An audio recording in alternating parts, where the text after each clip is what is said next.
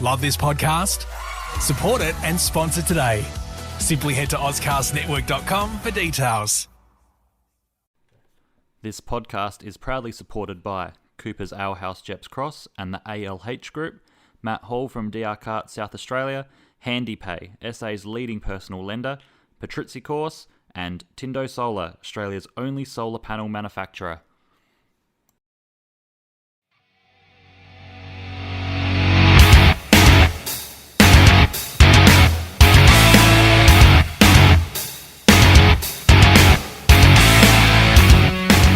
Welcome everybody to another episode of Negative Camber. How you going, Lee? Good, mate. How are you doing? Yeah, good. I'm doing really well. It's a bit later for us on a Friday night, nearly 10 o'clock at night, but that shouldn't deter us too much. No, and it didn't deter the live studio audience we've got too here in the studio. My wife Bianca's sitting on the couch enjoying our company tonight, so it's... told her I'd throw her straight under the bus as soon as the pod did start, and the glares I'm getting from the lounge room are amusing. I'm not sure what's red, the glow of the heater behind me or my wife's cheeks, but we'll figure it out. So...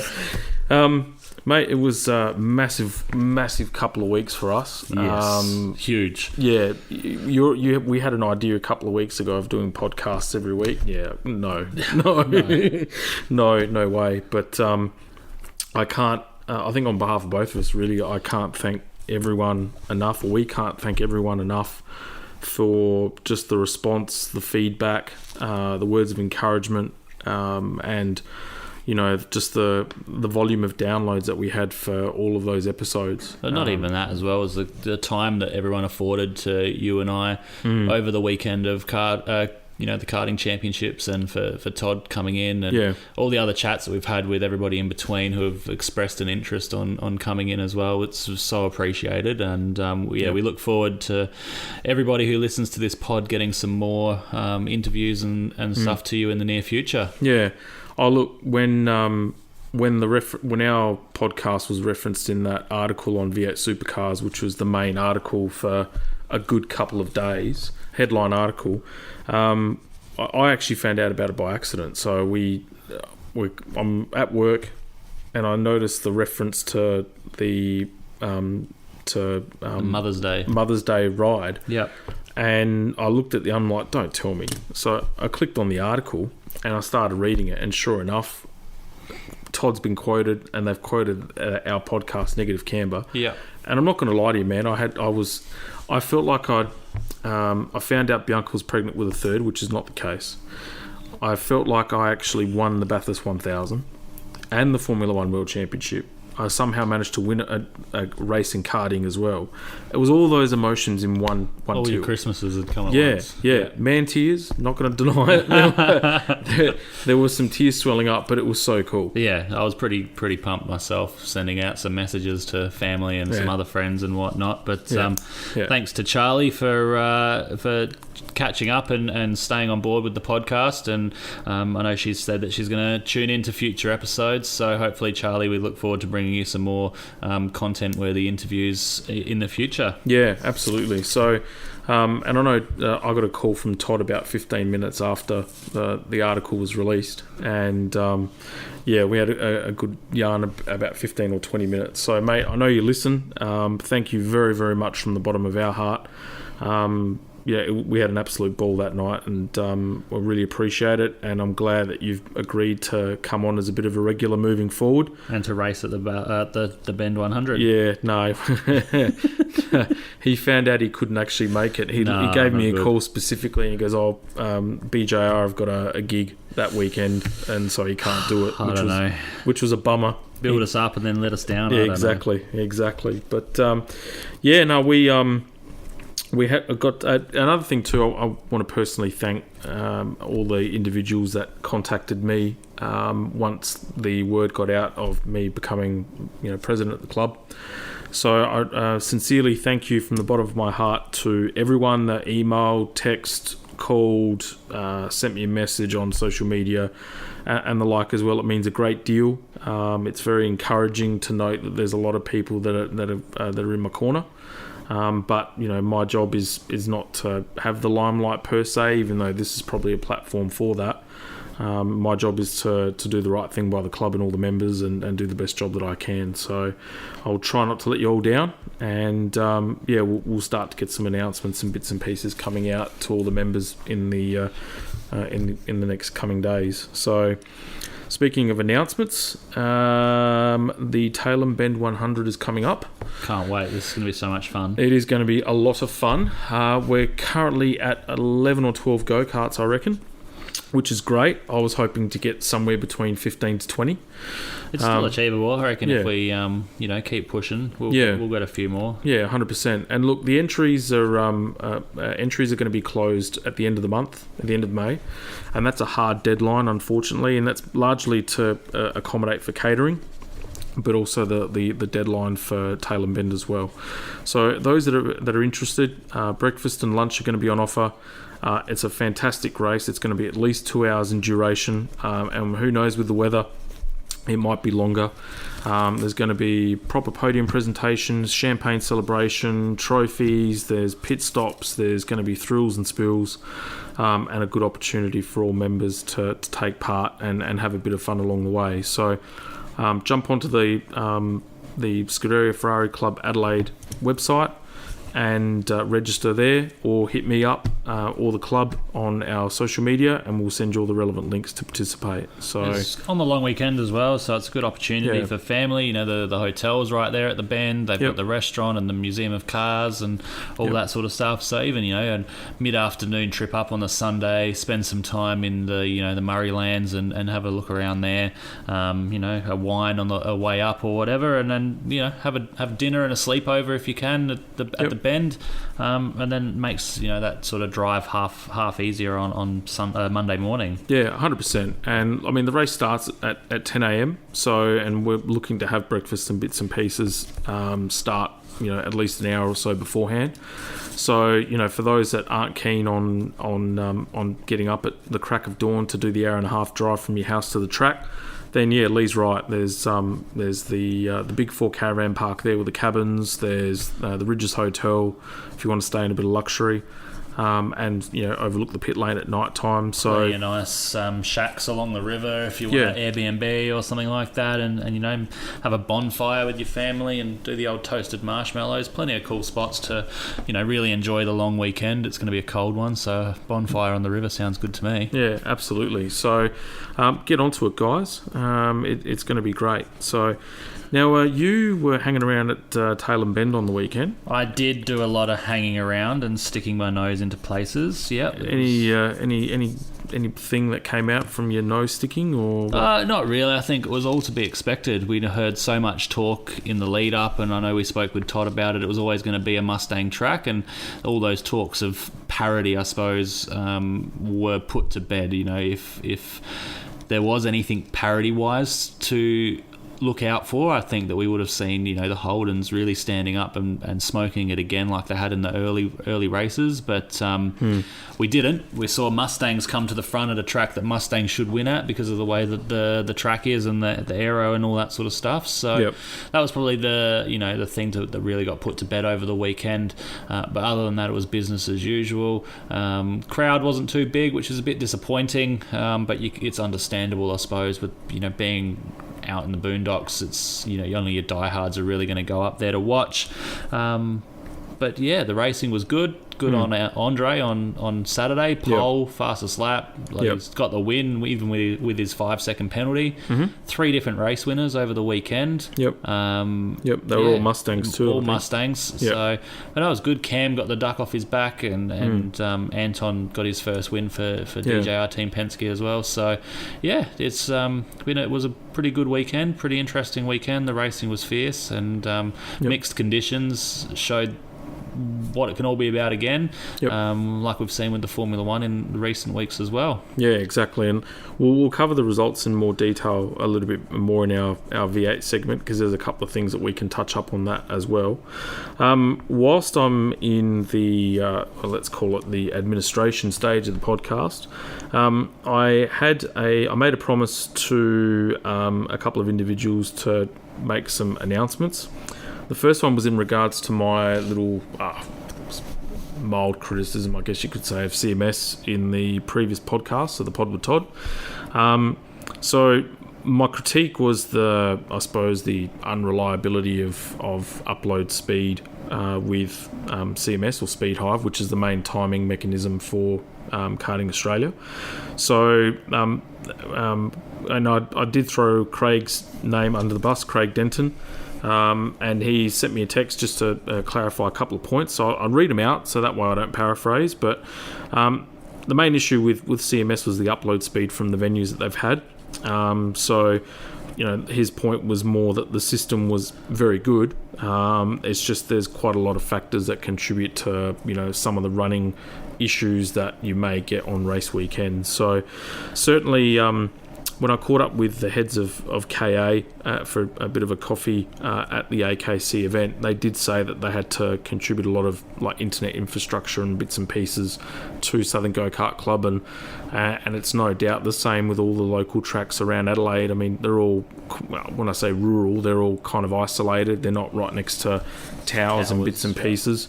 So that does contribute to some of the running issues that happen on the day, but as a platform, it is very, very good. So that's the first one. New member Michael Aquasanta from Queensland hit me up during the week. So hello, Michael. I hope you're well. And he actually is part of the he's races 4-stroke over in Queensland, and asked me to do some promo for the following. So I'm going to read out what he said. So the Bundaberg Kart Club is proud to announce the 4-stroke Queensland State Trophy event will be held on the 18th and 19th of September 2021 at our track. So this will be the first weekend of the school holidays, so lock in your annual leave now. Bragging rights for the next 12 months as to show really that you're the best in Queensland in your 4-stroke class. So this is actually going to be a wholly solely dedicated 4-stroke race meeting. The winner of the event will obviously proudly wear the orange plate on your 4-stroke kart for 12 months until the 2022 4SS State Trophy event. So a few rules to keep in mind. No A-grade drivers allowed. So you must have competed in 3 Karting Australia club level events in the class that you wish to nominate in the State Trophy event prior to this, and be prepared to have fun. So there's going to be heaps of prizes and giveaways. They are looking to have a major sponsor for the event, with other sponsors for individual classes already showing interest. So whoever's listening to this, if you're in Queensland or interstate, and you want to put some sponsorship dollars behind the Bundaberg Karting Club, please do. Reach out to them and support what's going to be a great weekend of racing, especially being them, to my knowledge, the first 4SS State Trophy, officially sanctioned State Trophy KA event under now that 4-stroke's actually been introduced into the KA series for state titles and that type of thing, which I think is fantastic and should have been done sooner. So nothing to add there from that point of view. Let's get into it. We are seriously behind in Formula One. Way behind. And if we don't catch up now, it's just going to get worse. And all 3 races were actually quite good. Quite good. Vastly different in terms of how it all panned out. Vastly different, but somewhat the same. Exactly. Yeah. It's the more things change, the more things stay the same. So. Yeah. I guess it's exciting though that at least there's a battle. We've got a genuine battle at the front. Yep. Which is good to see. We haven't had a battle at the front like this in a long time. So bodes well for the rest of the season. The tracks that we have been to have definitely been Mercedes dominant. Yep. In the past. Yep.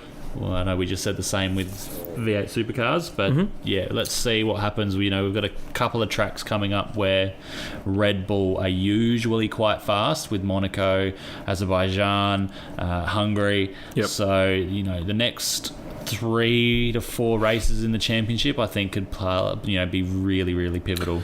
Yeah, I would agree. And I think after the end of the Spanish Grand Prix, which we'll touch on shortly, if Red Bull need to pull their socks up, in particular strategy-wise. I They can't afford to make another cock-up like they did at Spain. Well, I don't know if they made a cock-up or they just didn't actually have an option. They were damned if they did and damned if they didn't. What they don't have at the moment is their rear gunner again. They said the same thing with Albon. They've got the same problem with Perez. Perez needs to pull his socks up. It's not Red Bull. They've obviously proved that Max can drive the car fast, which is probably the problem as well. The car's derived around Max and his driving style. But if Perez is there playing rear gunner for Max, Mercedes don't have this free strategy call, which is what's won them the race at Spain. But we digress. We're 2-3 races ahead of ourselves. We've still got Imola to catch up on first, which we'll touch on now. So round 2 was at Imola, the much storied track in Italy. So it's about an hour's drive from the Ferrari factory, and that was a race of races. I don't know what it is with Italy lately, but you can guarantee a safety car, a mid-race stoppage, and then the race being turned upside down after that. I can tell you what it is. Weather. No, the fact that they've got rid of the concrete runoffs. We go to Imola, no concrete runoffs. The main corners in Monza now, no concrete runoffs. What does that cause? Mistakes that get punished.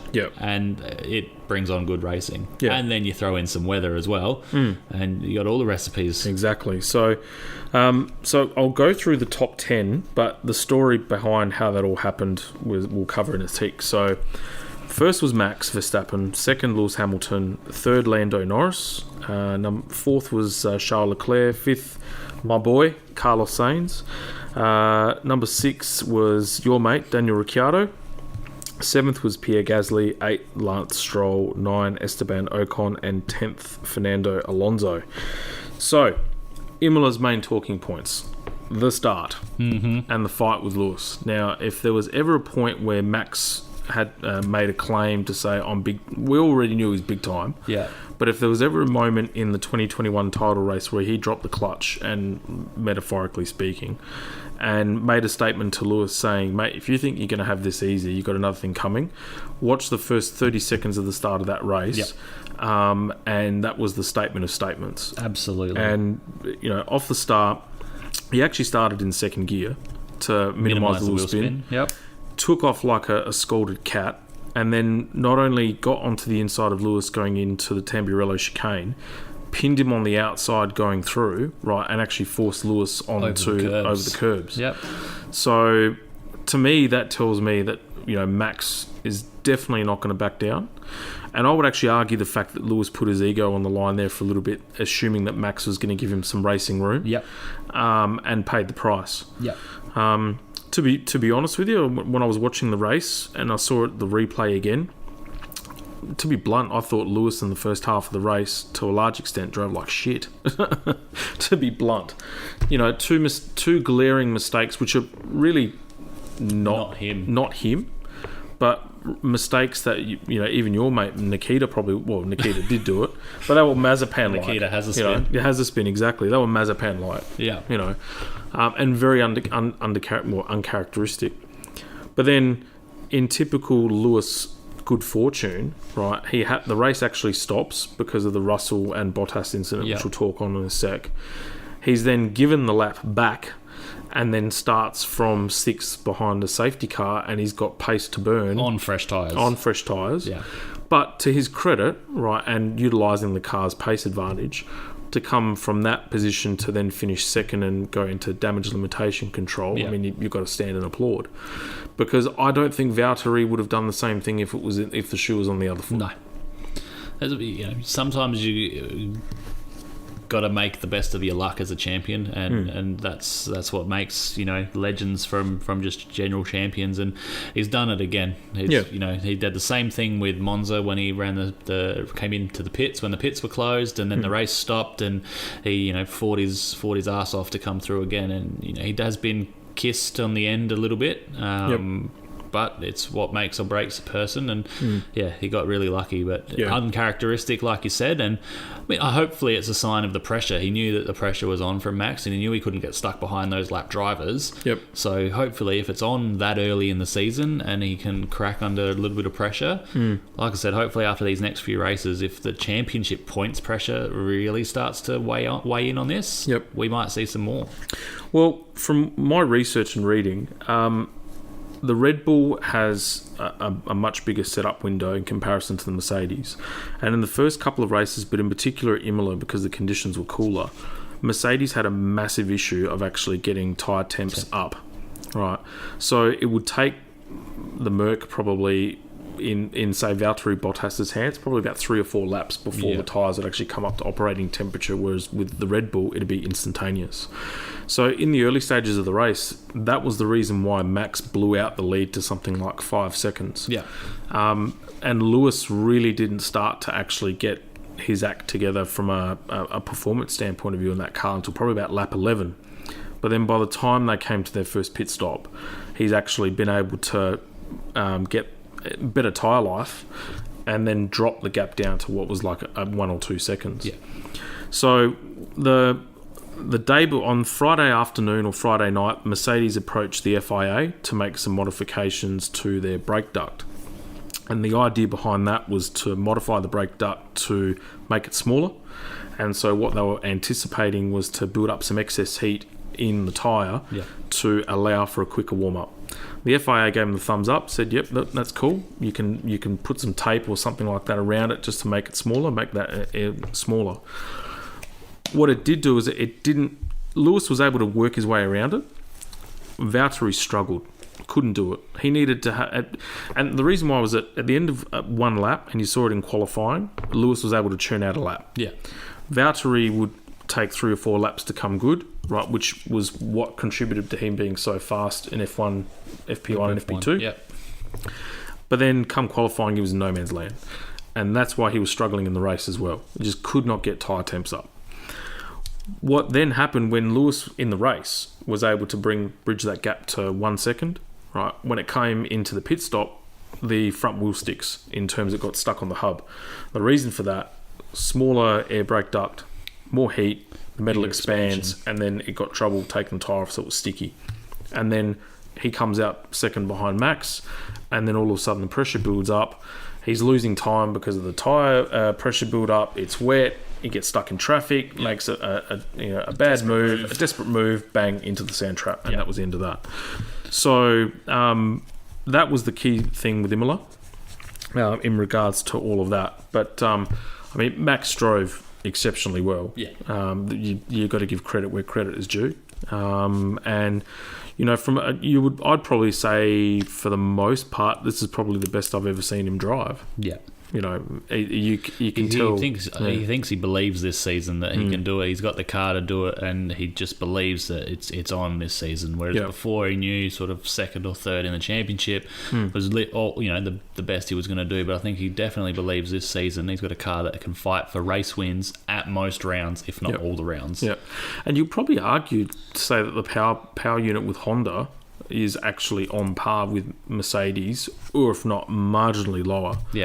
But it's a performance gap now that is manageable. The gap's not there like it had been in the past. But they've definitely come on in leaps and bounds with Honda, and now that they're bringing that whole engine program in house, it's only going to get stronger for them, and hopefully the next gen of cars they still have a decent battle. Honda have said that they're still going to have input with Red Bull on the development of that motor. They're not going to really walk away completely. They're not going to walk away completely, which I think is good. There's no way they'd be able to do it by themselves. But they're also poaching Mercedes-Benz engine staff from Ilmore and all that sort of stuff as well. So they're throwing everything at it while they can hold on to Max. I think this is them sort of throwing everything to keep Max happy. And keep him within Red Bull, because in the next 1 to 2 years, you'd say that there'd be a full clean out at Mercedes. I can't see Lewis may do 1 or 2 more years, I'd say. I think it all hinges on this year and what the car looks like for next year. If he's not happy with what the car looks like next year, or even decides to do next year and works out that the car's not that great, he won't stick around. I know he's really keen on trying to get, this is Lewis we're talking about, he's really keen on wanting to get the contract negotiations out of the way by the summer. Because it was way too long for his liking last year. So that's what happens when you're asking so much more money, though. Exactly. So, and after a global pandemic and everything else, so I think over the next probably 2 or 3 months that you will really start to see how that's actually going to really take shape. So now, the Valtteri crash with Russell. Your thoughts? Look, I think they're both to blame, to be honest. I think Valtteri moves to defend, and then Russell makes his intent clear that he's going to the outside.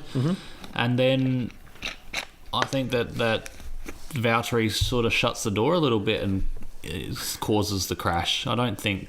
He pushes Russell onto the wet patch, and Russell's wheels light up, and it's all over Red Rover from that point onwards. So I think, smart heads on smart shoulders, when you're not battling for the win, you let that point go and come back later on the race, right? It's not.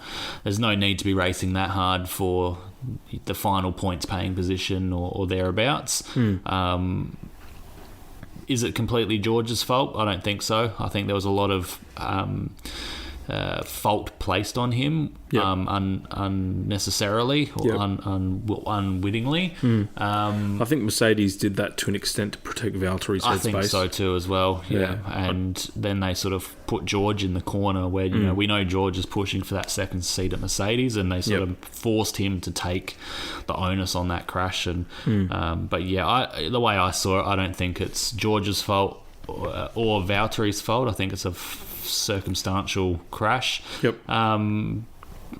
hey, I'm not the race director, and I don't think there was any penalties really handed out for that crash. I think that's the way the race director saw it as well. So what are your thoughts?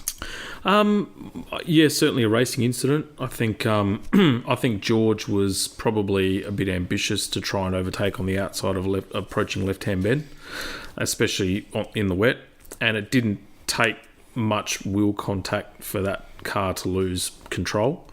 I thought, to me, it was a reminder that the Tamburello, regardless of whether there's a chicane there or not, that corner or that piece of track deserves a shitload of respect. Because, when you see a massive crash like that, automatically you think the worst because of 94. But, I mean, that was a monumental hit. The impact between both cars was pretty severe. Does Valtteri move over slightly?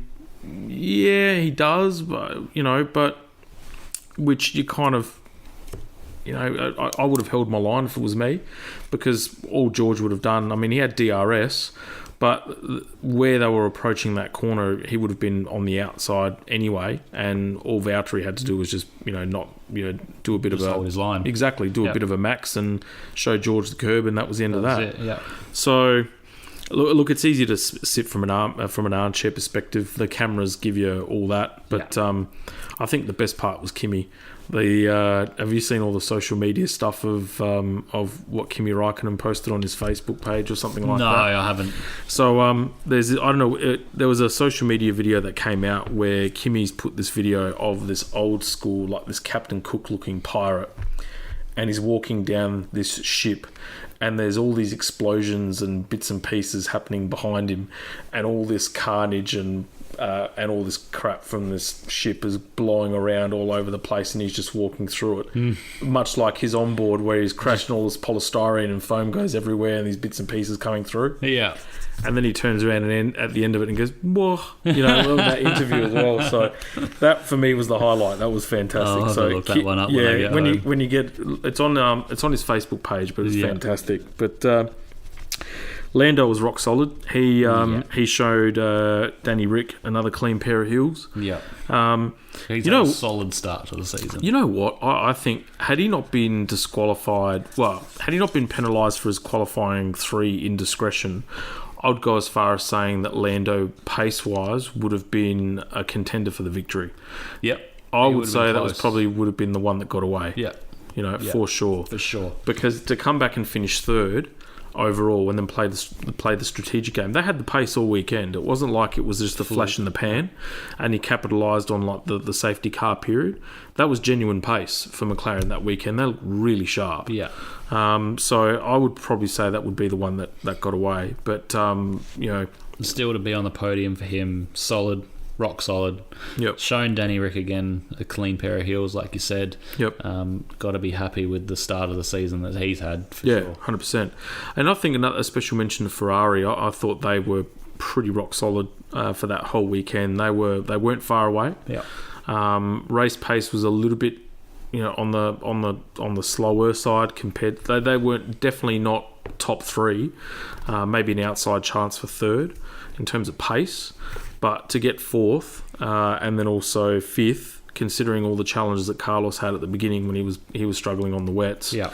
Was a commendable effort. So they've definitely come on in leaps and bounds this year, both in the handling of the car, but also engine performance as well. I don't think it's many races before we see a podium from Ferrari. No. I think they've got one in the bag this year. Let's hope that they, get it under control for Monza at the latest, and they can do something in front of the Tifosi and get the buzz back for Ferrari. Yeah, I think Leclerc will be very, very keen at Monaco to actually have a great race there. Yeah. Because the last time they raced at Monaco was his first season at Ferrari.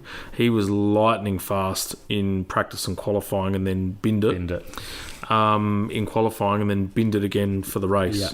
So He's got a point to prove. He's definitely got a point to prove. And this car this year, in terms of how it handles, and we saw that in Spain through the last sector, they were very, very quick. Very. So I would expect Monaco to see at least both Ferraris there or thereabouts. I think Monaco is going to be super close. Yeah. Super close. It's going to be tight. Yeah. Anyway, after Imola, we moved to Portimao in the Portuguese Grand Prix. And the top 10 were Lewis Hamilton, Max Verstappen, Valtteri Bottas, Sergio Perez for fourth, fifth Lando Norris, sixth Leclerc, seventh was Esteban Ocon, eighth Fernando Alonso, ninth Daniel Ricciardo, and 10th Pierre Gasly. Very different race, very much more tyre management, and Lewis brained him tactically as well. Had to come back from third. Yep. And pulled off a couple of key passes in the race, in particular with Max. Mm-hmm. But this was Mercedes playing games with tyres and the use of tyres as well in that particular run. Very much more a Mercedes track, though. Yeah, absolutely. With the fast flowing nature of it was definitely going to suit Mercedes a bit more. Yep. But again, we saw Max off the start get the jump and into, I think he got to first place off the start, or did Valtteri led a few laps, and and then Max got past Lewis as well, and good racing again. We've got the fight at the front, which is good to see. But Lewis with his tyre management and Mercedes with the better car that weekend definitely came to the front late in the race. Yeah, 100%. And I mean, Valtteri got pole, and it was an all Mercedes front row. And you quickly sort of got the picture and the idea that it was going to be, it was going to be one of those weekends. But Valtteri this year, I mean, up until the Portuguese Grand Prix, he's been more misses than hits, really. Mm-hmm. He's really struggled that car. Yeah. But what it's done is it's exposed this gulf in performance now between Lewis and him. Yeah. There's very much a number one and number two driver at present. Like, if you looked at their form, Valtteri doesn't even look like... I mean, how many versions of Valtteri are the media going to hype up? Yeah. I think we're up to version 6 now or something. Yeah, every year there's a new Valtteri. Yeah. This one's no different to the last one. And look, it gets to a point where, in my head, it's more the psychology of it all, where how many times can you be beaten around the ears, right, and be nearly there but not quite there with a guy that's just clearly on the top of his game, But it's not like Lewis has been on top of his game now for a sustained period. Like, we're talking 7 years. Solid. Let's say 7 years solid. And even then, the title that he lost to Nico, he probably should have won. He should have won. Just had some bad luck, misfortunes. Now, admittedly, Lewis hasn't had a run of bad luck mechanically since that year. Ironically, which makes you wonder. One, with two, after he called Mercedes out and put all the racial slurs and all that sort of stuff too onto that as well.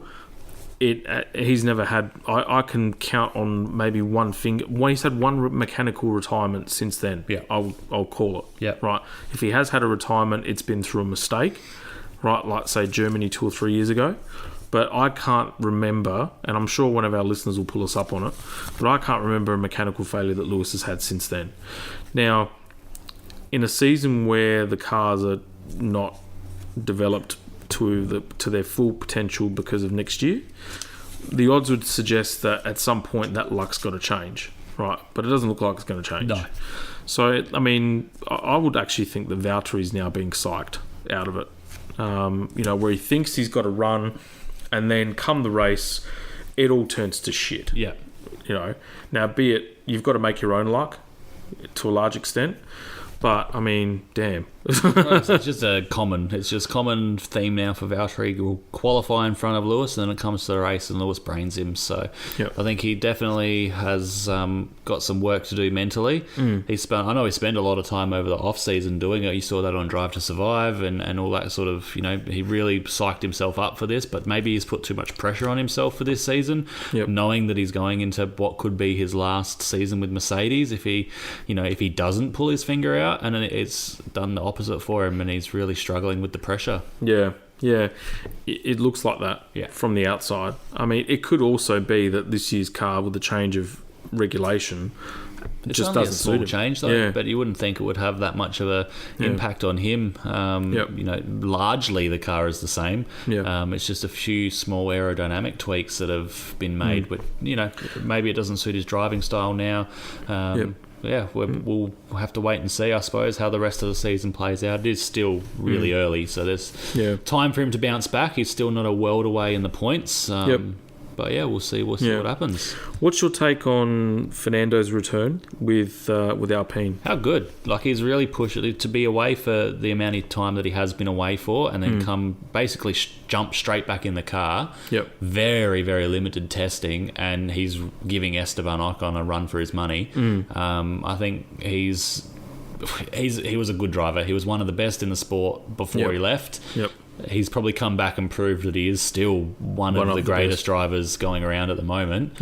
I think give him another couple of races as well. Really get to grips with these 2021 Formula One cars. And I think we'll start seeing him probably pants Esteban Ocon on most weekends. The fight is obviously still there.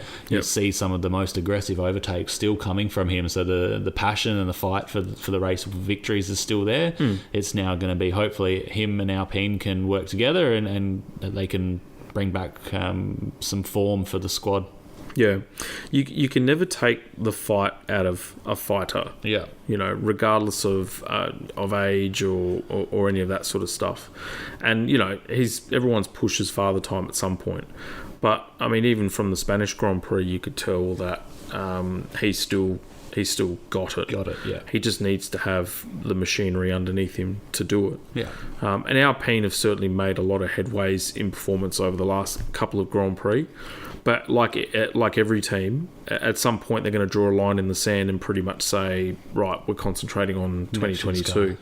I mean, Andreas Seidel was interviewed at the Portuguese Grand Prix, and they actually asked him, when they were going to stop the development for this year's car. And he was saying it was pretty much imminent, that they've already started to work on 2022. So I think you'll start to see a massive gulf between Red Bull, Mercedes as they go title hunting, and the rest of the field as the season goes on. And that gap will get bigger because the rest of the field are going to stop developing. And 100%. Williams have already stopped. I heard an interview with Jos Capito, and he said that's where we're not even looking at 2021 car anymore. They're not even measuring their success as a team on how the results of this season go. It's all about the gap now and what the drivers do. They're completely focused on the 2022 car, and all of their resources are focused on that. And if they have any spare time, they'll work on this year's car. Yeah, exactly. And Haas are doing exactly the same thing. Already the back markers are going to go through. I mean, I know Aston Martin have been doing a whole raft of upgrades. I think they're really desperate to try and ensure that they're going to be in for a battle for third spot. On face value at the moment, they've made ground in regards to their performance, but then the other teams like Ferrari, McLaren and Alpine that they're measuring themselves against have also made gains in that time too, which has neutralised the gains that they've made too. So I think because third spot, it all comes down to the money, really. And so from first and second's tied up. Whoever finishes on top in those two titles is going to be between Red Bull and Mercedes. That you can guarantee. But from third place down, right, it's all to play for. It's a double-edged sword though, because it's worth a lot more money to win those places at the end of the season. But then double-edged sword, it costs you more money to enter next season, because you get a penalty. For those that don't know, that when you pay your entry fee to Formula One, you pay a fee per point, and it's something ludicrous, like 35,000 euros or something per point that you earn in Formula One. You have to pay extra entry in entry fees next season. So double-edged sword. It'll be interesting to see how that midfield battle plays out, whether they do go for those points, or if they just sort of pull a Williams and go, no, we're going to focus on next year's car and we'll put all of our resources and money into that. No, agreed. So that was Portugal. Probably wasn't the greatest race. Probably the least entertaining one so far. No. So what else do we touch on that I missed out on Portugal? Okay. Yes, there's a couple of other points I want to touch on. So Ferrari buggered it. They screwed up strategically with Carlos. What they tried to do was actually play the short game early and then play the long game on the harder compound tyre, and that backfired because towards the end of the race, when Carlos's tyres were gone and he was up against the drivers that had fresher set of tyres, he dropped like a rock in water. So he had no grip coming out of the last corner and no speed down the straight. And, it was just all compromised. So that was a really good points opportunity gone begging for Ferrari as well, which was a bit of a bummer. And Leclerc admittedly was upfront and said, look, I didn't drive my best that weekend. It wasn't... We didn't have the pace that we thought that we would. And it was a bit of a struggle, and I mean, he got out-qualified by Carlos as well. So... a little dose of reality for Charles. And I think, and Daniel Ricciardo's fight back from that miserable qualifying session for McLaren, I think, was probably the first time this season where there was a glimmer of hope that he was actually starting to get his head together. Because he let's face it, he was smashed mentally.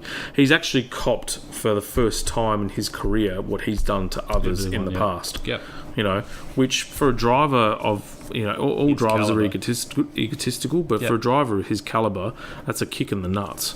And to try and come back from that and have all that self-doubt, because whilst you'd have all the confidence and self-belief in the world, it's still bloody fragile. At that level. It's a very different car that he's used to driving as well. So it's going to take a few... And a lot of people don't, realise this or think this. They think he's a race car driver. He should be able to jump into any car and drive it fast. But it's just not the way it is in Formula One. You've got the cars are so different in their characteristics and how they achieve their lap time that you can't just jump from one to the other and expect to be fast. I mean, anyone can jump from a Williams into a Mercedes and make it look fast. That's just going to be... I think even you and I could probably do that with some sort of level of training on the sim.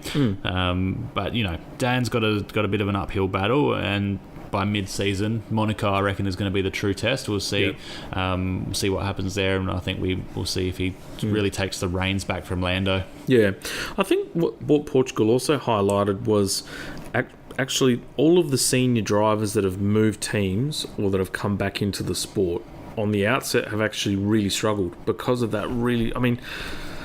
3 days of testing, a day and a half each driver on a track that, let's face it, was diabolical and dusty. It was crap, windy, terrible.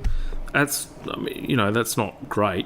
So these drivers are having to learn on the fly. I mean, Vettel has been getting better, and there's probably hamstrung by typical Seb.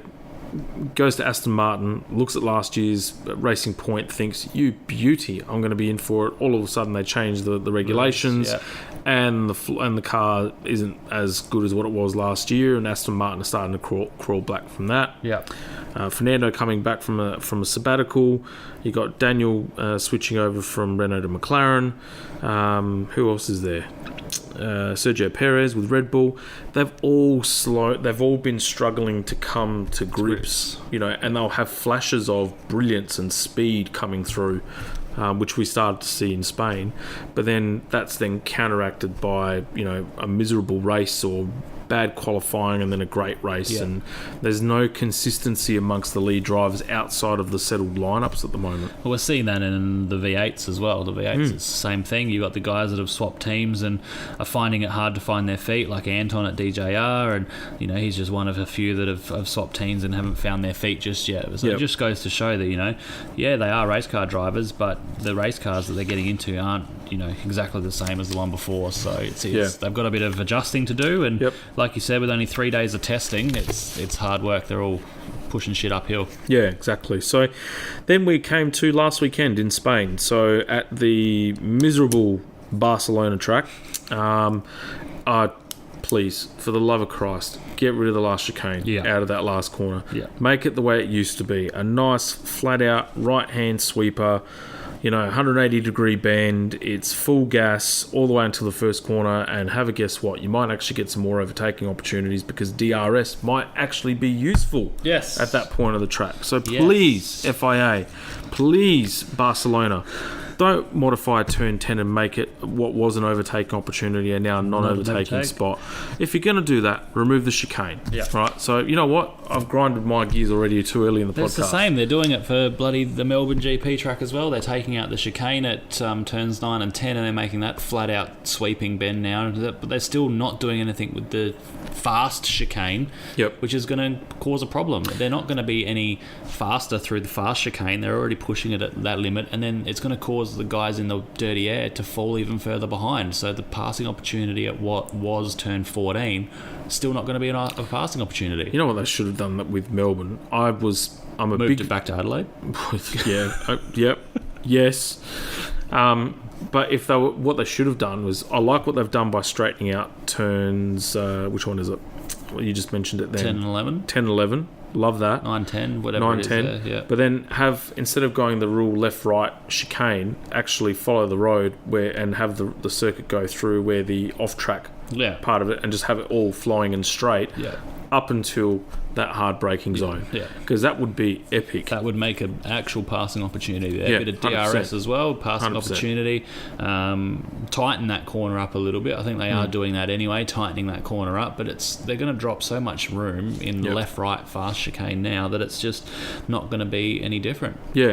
I think they should have made all that just one big flowing straight and actually have it rivaling Azerbaijan for a bit of straight line speed, and that would have been spectacular. Absolutely. Because Melbourne at the moment, up until now, is as boring as batshit. Let's face it.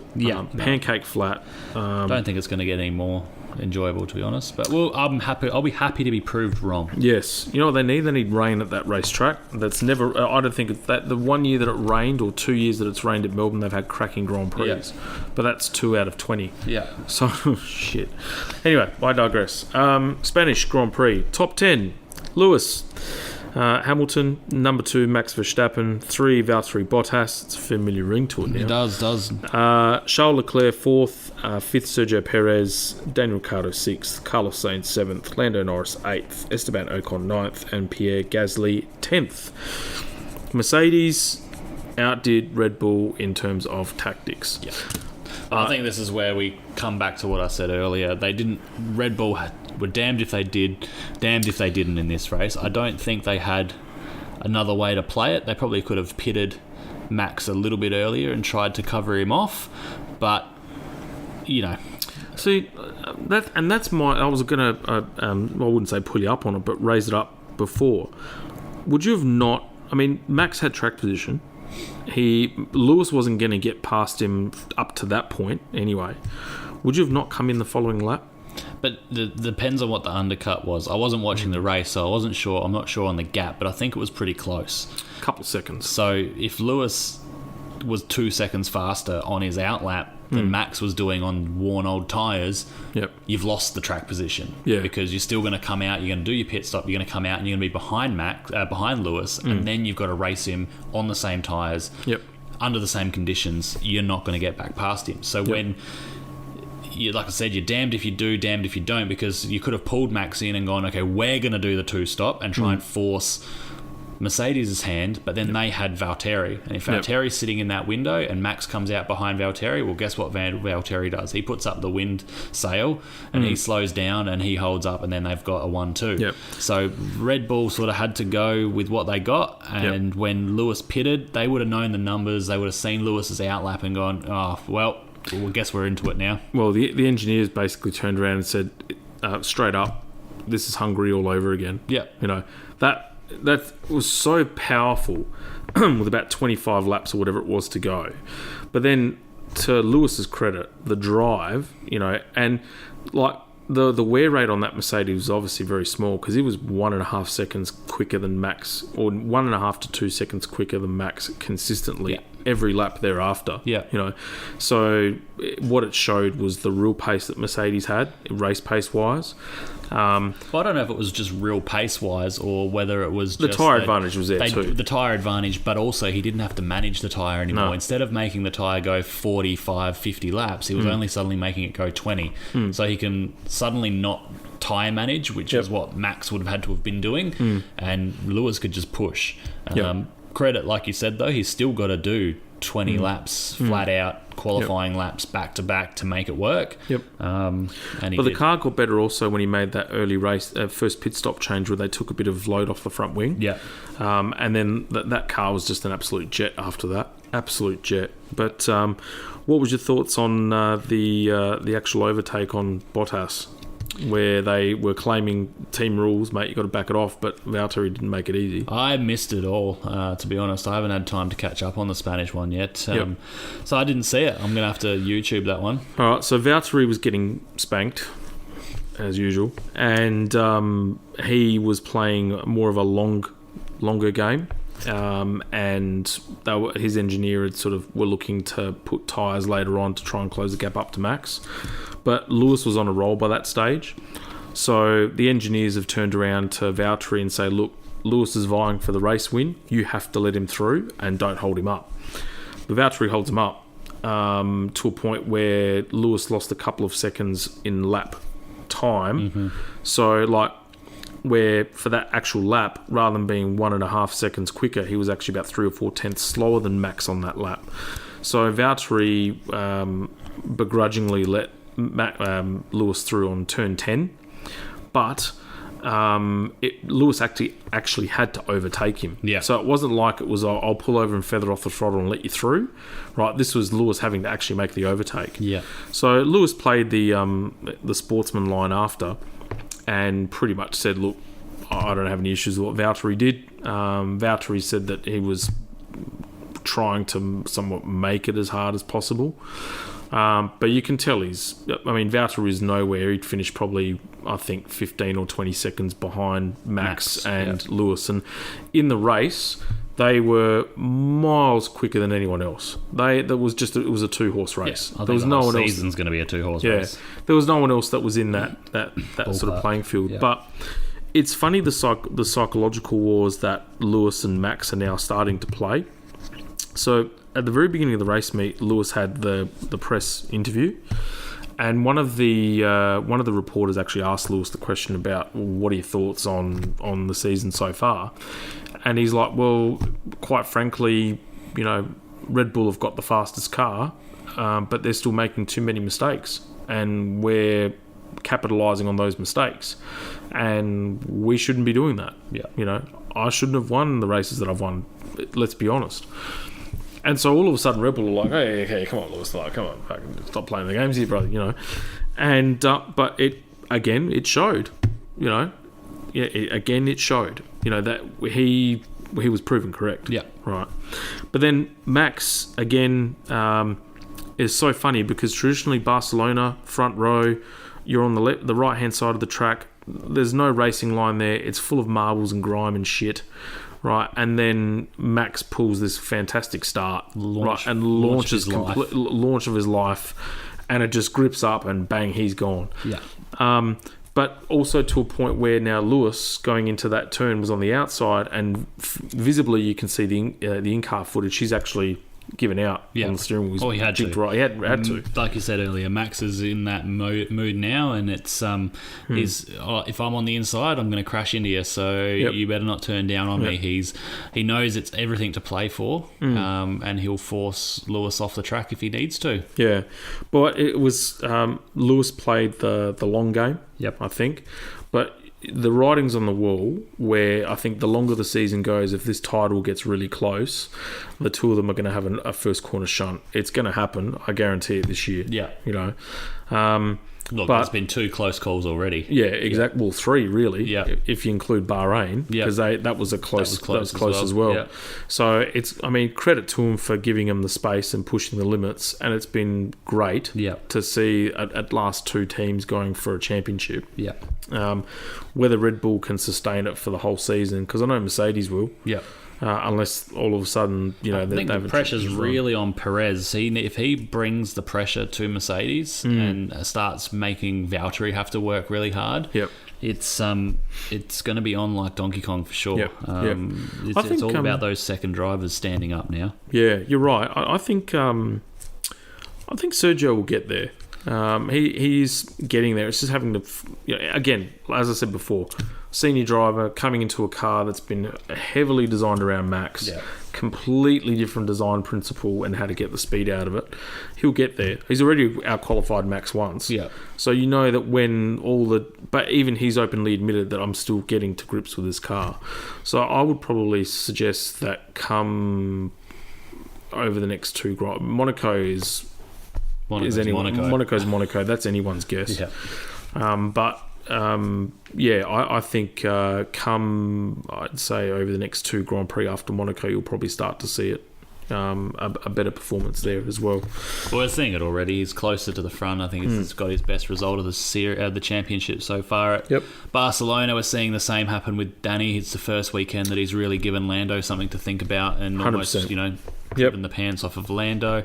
All those guys that should be, getting to grips with their cars, they've gone to a track that they all know, they can drive around it with their eyes closed. And suddenly these guys that have, showing their pace for what it is. It was funny because the results don't show it, but the battle from 9th down to 14th over the last 5 or 6 laps, those cars were literally nose to tail, and they were all on different types of rubber. Kimi was there, Vettel was there, Stroll was there, Fernando was there. It was brilliant. Like if they could somehow, and the way how the tactics played out, all the cars were bunched up together towards the end. If they could have that across the majority of the field, the racing would be epic. I would actually really love and hope to have a really good, close and entertaining Monaco Grand Prix. What's going to happen? They'll get at the start. It'll be won or lost in the pits. I actually want it to rain. Rain. So that way we can have rain at Monaco, please. So that way we can have some on and off rain. With some strategy. Exactly. So, that's our roundup for Formula One. I think 3 races worth. 3 races worth. Quick, not as deep dive as we would normally do, but we've got some catching up to do. So we'll save the deep dives for Monaco because I think hopefully there'll be a lot to unravel. Monaco. Exactly. But I mean, how many reams of paper have I got in front of me on the desk here for Formula One? My wife's going to give me nightmares tonight because she's going to be so upset with all this paper. I'll smell like paper when I get home. Sorry, Shay. Sorry. I apologise. But all right, we'll go to the V8s now. So Tailem Bend.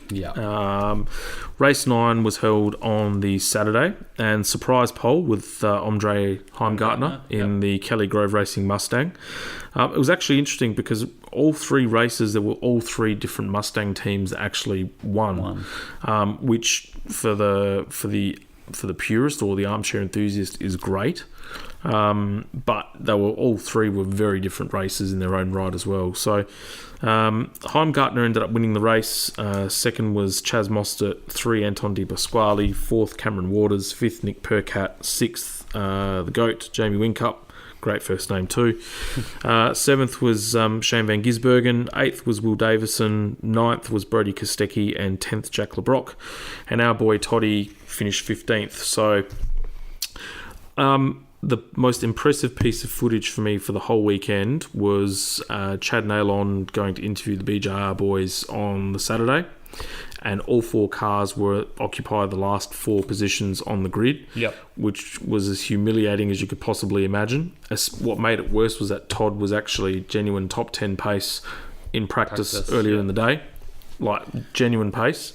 So when I was seeing the times, I'm thinking, you beauty, we've bit of Leigh and Jamie fairy dust on Toddy again, and here we go. Wasn't to be, but.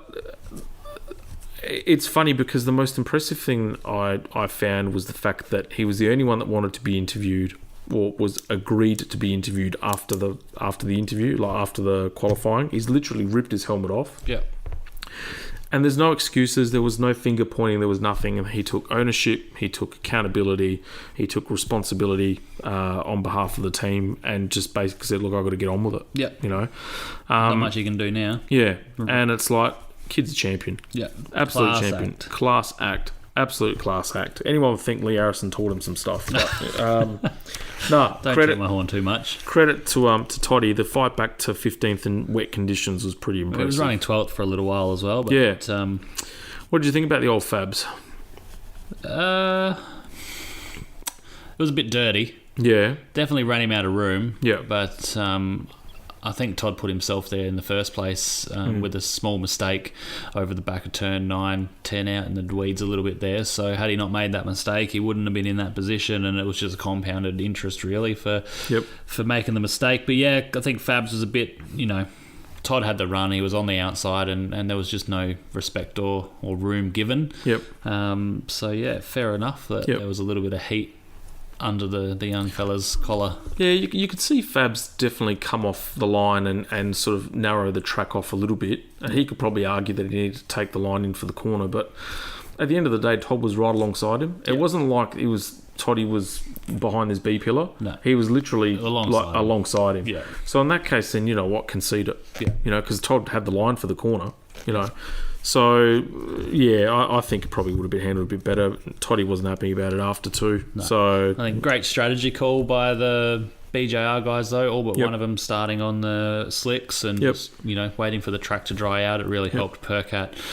He was unlucky not to find a podium position as well with the strategy that he played and the pace that he had in the race. Ended up getting up to 5th, but was right there looking, promising for a podium, which is great effort when you're coming from the last two rows of the grid. Yeah, Andre's performance in the wet was superb. He clearly loves the wet weather. I think it's just all that sim racing he does. He just he's dialed in. Dr. Sim has spoken. But yeah, I remember his race in the wet a few years ago at Surface Paradise, which got him the drive at Kelly's the following year when he was substitute at BJR, and he clearly is quite a dab hand in the wet, but the fact that he still had a 5-second penalty and still pulled out time and overcome it was pretty impressive. So it just backed up that last year's results that he had there at Tailem Bend weren't a fluke. So he's clearly got a setup there that can be carried over year to year and actually hold him in good stead. Yeah. So we've been speaking of black ducks a little bit lately, or black cats, but far out Tim Blanchard and Tim Slade have kicked one.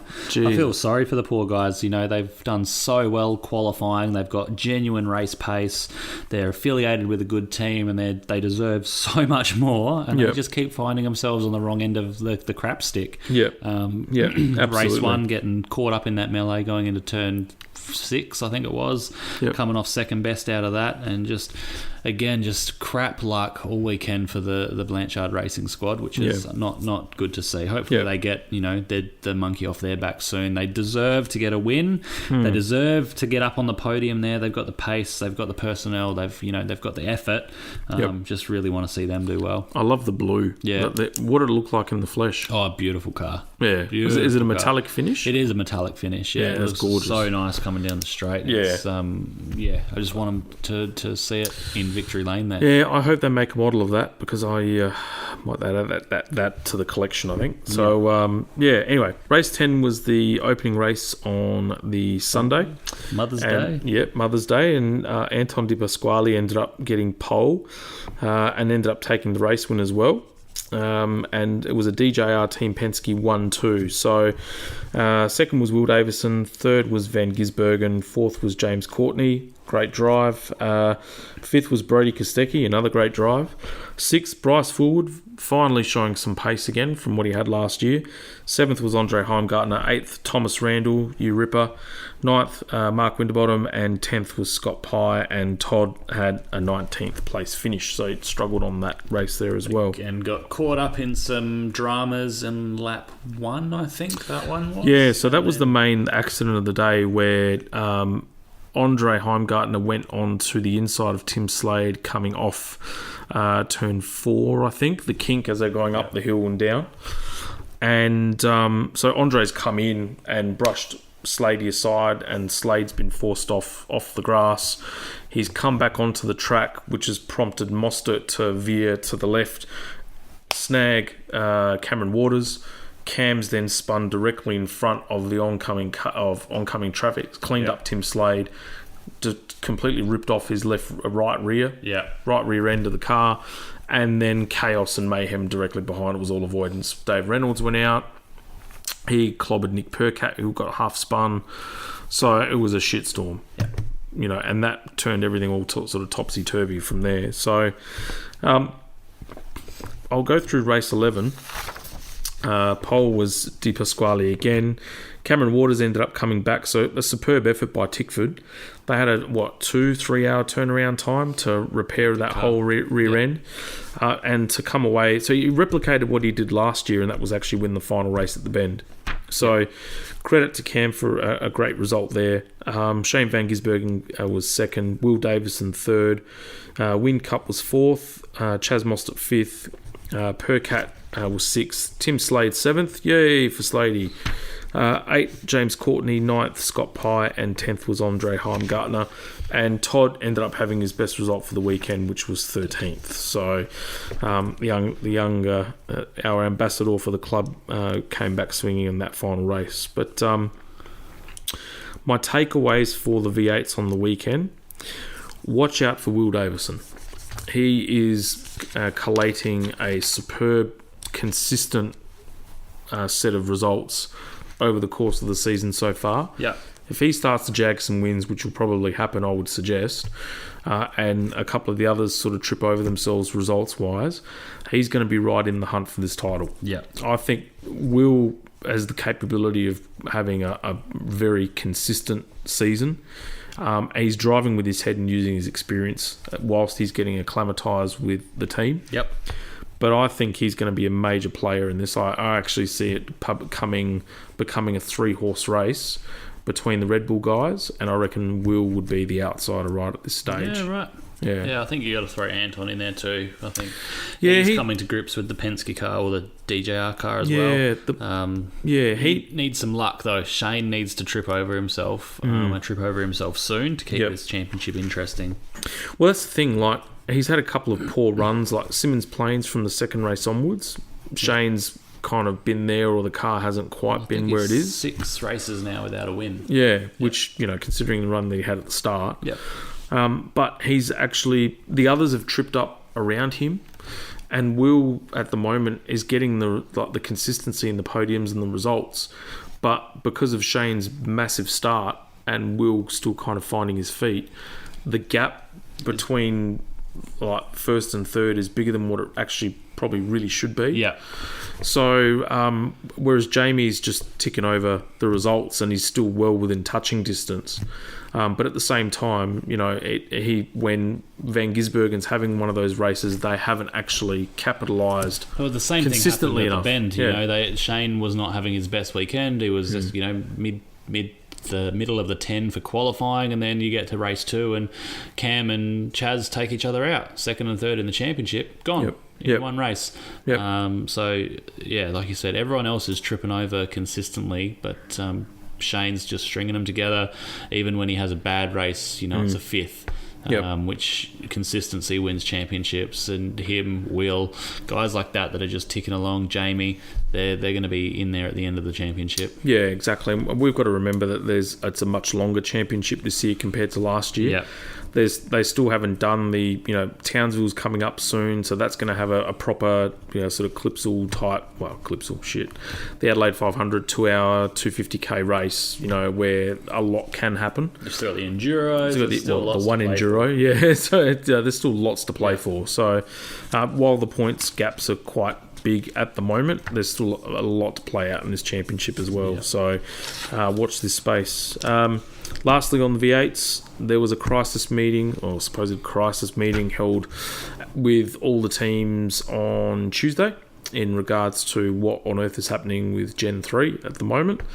The outcome of that meeting was that the teams largely kept silent on it, but it looks like they're going to push forward with 2022. Maybe 22 and a half. Maybe 22 and a half. So there's still a bit of ambiguity there. There's talk that they might roll the cars out gradually over the course of the year. I don't know.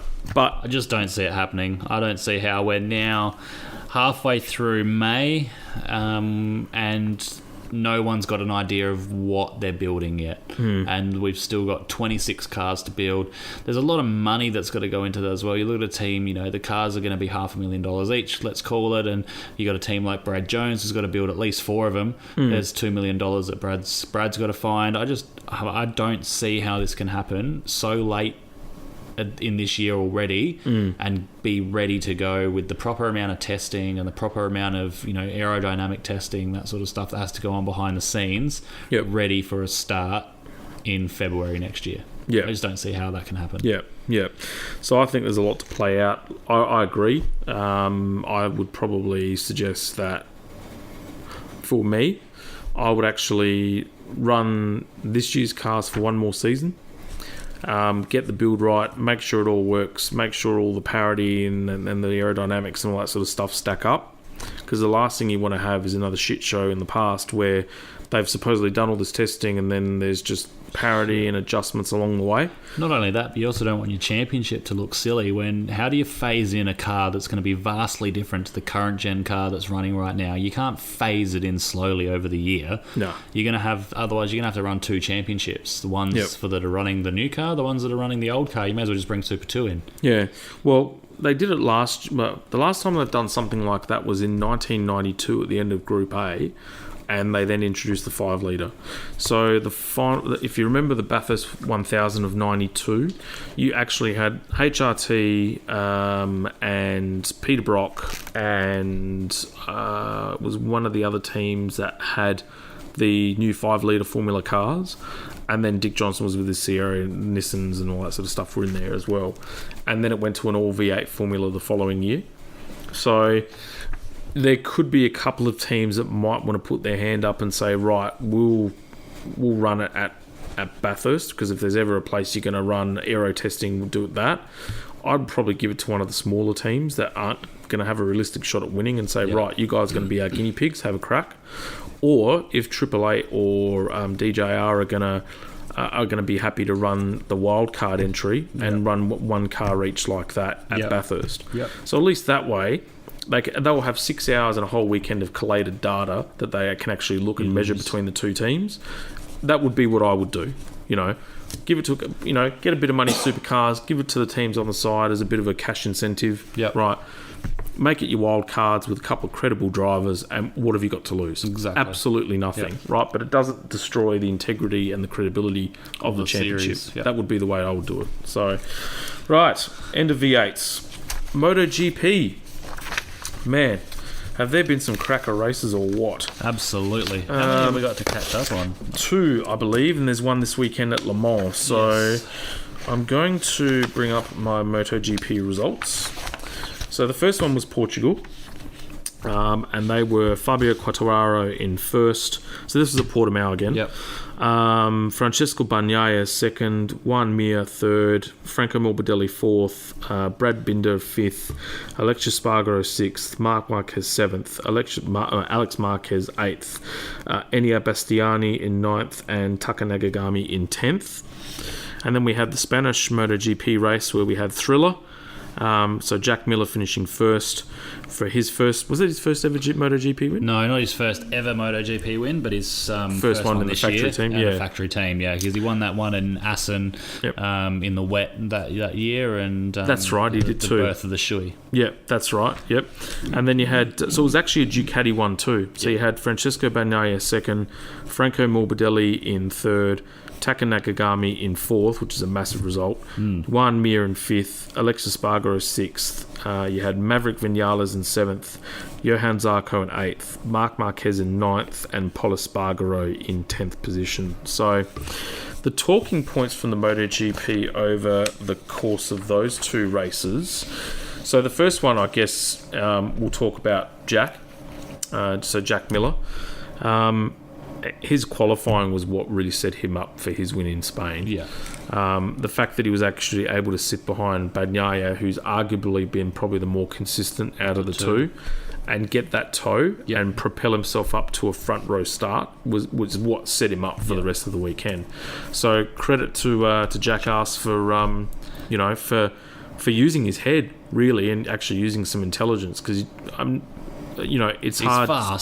He's fast. He just throws it away too much by trying to be too aggressive too early. Yeah, it's almost like he's overriding it. Which is what's happened in the past. So if there's a catapult for him to really sort of spring himself into having to have a major say in this year's title, that qualifying session for me was pivotal, because if he had another shocker, right, you could have almost just written him off from the race. All right. So credit to Jack for pulling that off. I think that was great. And then his race was brilliant. On the rivet right from the start. Made the pass when he had to make the pass, and then just stayed there, and they couldn't catch him. And that was one of those things that we've touched on before. That with Ducati, it's going to be a race where their start is what's going to set them up. Because they've got, for the most part, actual genuine race pace. They've got the fastest bike. Yeah, it's 100%. as simple as that. And I think what we were talking about before with Max, knowing that he's got a car to compete this season, and he's using the pressure in a good way to motivate him. Yep. The reverse is happening for Jack. He knows that he's got a bike that he can win the championship on. He's put the pressure on himself, and unfortunately he's fallen over on it. Yep. So hopefully this is the turning point for him, and he has realised he's got the bike to win it, but he also needs to be the rider to win the championship as well. Fingers crossed, let's see how Le Mans goes. Yep. It's another Ducati strong track normally. So should be up for a good showing again. Yep, absolutely. But I think the biggest question from all of that is the fall from grace so far with Valentino Rossi. It is a bit an idol of mine, so it's bloody hard to watch. Yeah, it really is. But I can't see it as something that he's just not in form. I refuse to believe he's not in form, because you don't come out first race of the season and be a bee's dick away from nagging pole position and get a front row spot. Yeah. There's clearly something's not right on the engineering front between him and his engineer, or with him and the bike, because you can't be so yin-yang. Yeah. But he's been nowhere pace-wise as well, and he's had a tumble, which he had at Portugal, which didn't help matters either. So it's the lowest he's actually ever sat in the championship at this stage of the season.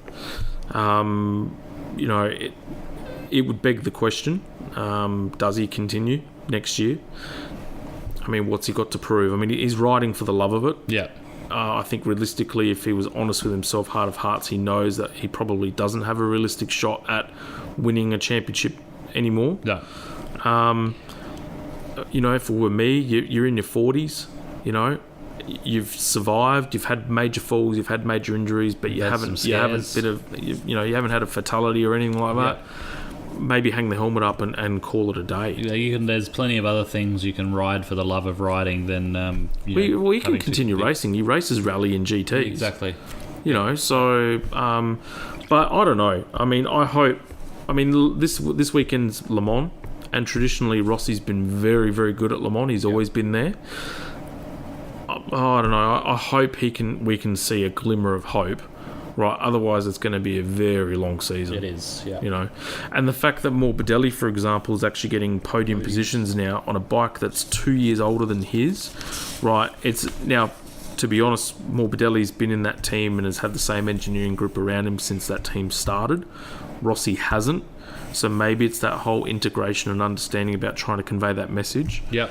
But it's still not a good look when you've got a 2-year-old bike in the same team that's being miles ahead of what you're doing. Exactly right. You know, so please, Valley, please, you won't listen to this podcast, but please, come on, get it together, my friend. Please, the sport needs you. You know, whilst you're around, and you've still got the biggest following in the sport. He does. Yeah. You know, and the fans just want to see him competitive.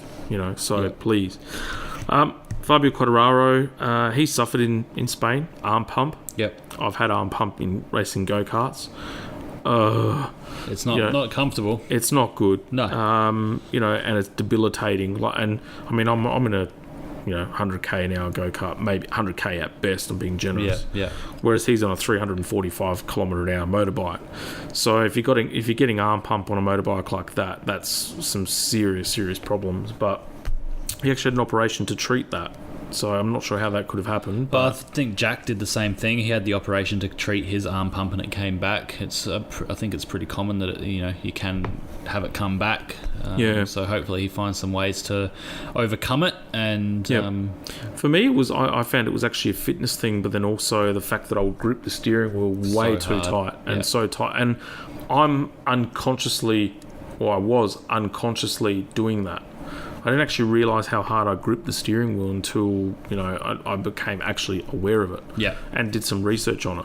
And those guys have been gripping the handlebars for dear life. And they're not a lightweight bike to muscle around as well. And they're all jockeys. Yeah. They'd be lucky if most of those guys weigh more than 70 kilo. Yeah.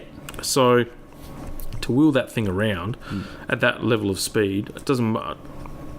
It baffles me the fact that a lot more of them don't actually suffer from it. Yeah. Well, at least if they do, they don't make a thing about it. Yeah. But I think because it's Quartararo and he's a championship leader, that would probably be the case. There's an excuse there to be used. So. Yeah. So Le Mans this weekend, great track, very fast, very flowing. It pretty much incorporates probably the bottom third of the actual Le Mans 24-hour track. Yep. And as I said, I would look out for Ducati. They're going to be right up there this weekend. I think I would say Marquez, I think, will probably play a bit more of a role. He's had a couple of races now under his feet to get his act together. Back into the swing of things. But the other talking point will be Rossi. And I think just to see where he's at. Yeah. Because if he's going to be competitive and he's in the top 10, I think he'll be in for a good weekend. But if he doesn't qualify in the top 10 and he's having another shocker of a race... at a track that he's traditionally gone well at, then we'll have to wait and see. We'll see what happens. We'll have to wait and see. So, the final bit of sport.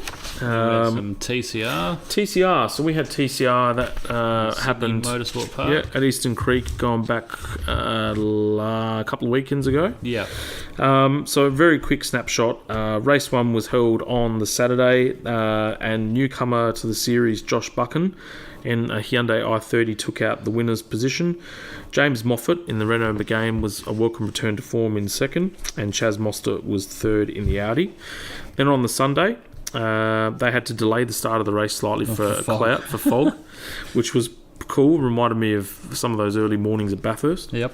So Josh Buchan again. Gosh, he was bucking fast on the weekend, wasn't he? Fast on the weekend, yeah.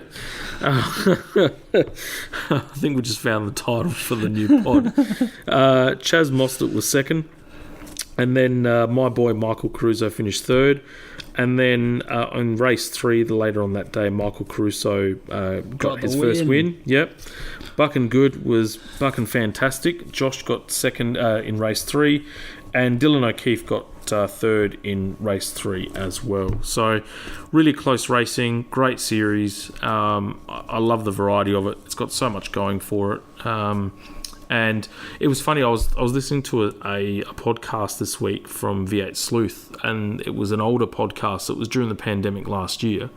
And Noons had interviewed Alan Gow, who is the head of BTCC. And it was a 2-part pod. And to hear his story about how he started how he became the owner of the British Touring Car Championship, but then also the changes in technology and how they've taken away a lot of the unnecessary components.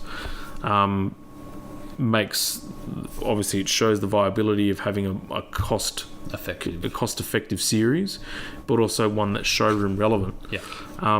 And the fact that they've got so many varieties of cars, so many different types of engines, so many different body shapes and makes and stuff like that, and to get the whole field separated by 6 or 7 tenths of a second is fantastic. Absolutely. And that's one of the things I love about TCR. It just goes to show that sometimes, just because it's the most technologically advanced series in motorsport or any sport really, it doesn't mean that it's the most competitive.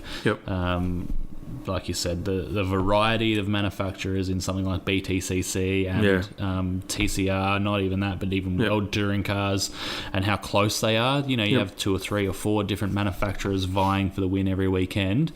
Because it's simple, it's cheap, it's affordable. There's none of this aerodynamic push or and parity or wishy-washy talk of that sort of nature. It's just back to basic racing, and it's fun and exciting to watch. I still watch BTCC quite regularly, even replays of old races, just because it's so raw and fantastic to watch with everyone so 100%. close.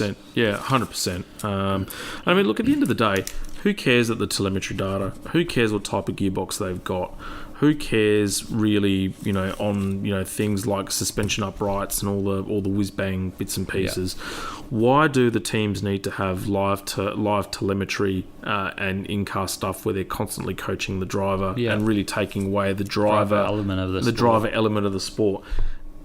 No one really cares about that. The paying spectator that's sitting on the side of the road that's watching the race definitely doesn't care. That. Right? They just want to see close, hard racing. And to be honest with you, visually, they still look bloody quick. Right? But if they're 10 seconds off what the old pace would be, again, who cares? Exactly. As long as they're racing each other door to door. 100%. And it's exciting to watch. 100%. Yeah. Like, I will tell you now that the TCR 500, the Bathurst 500 that they're going to have in November this year, I can almost, the international, where they'll have international TCR cars coming. Right. I will go as far as saying that's going to be one of the races of the year. Yeah, for sure. Purely for closeness, competitiveness, driver quality, etc. Mate, I would love to see them run a 1000. But an actual global 1000. Open the doors up to all the TCR competitors around the world. Fill the car up with 55 TCR cars of different makes and sizes, and you will have a cracking race. So maybe that might be your thing as a promoter. You could get onto that. Well, which is my non-influential presidential influence. So, but that's the wrap-up on the world of motorsport on that front, mate. There you go. What's grinding your gears? First world problems really is grinding my gears, but you got your tiara on, princess. I do have my tiara on. Those food delivery services, those carriers, won't name names specifically, but everyone knows the ones that I'm speaking of. When you put in the order and they give you the delivery time and it says that a driver's accepted your delivery, and then they make you wait an hour, and then at the end of that hour they decide just to cancel your order with no reason as to why they're cancelling your order.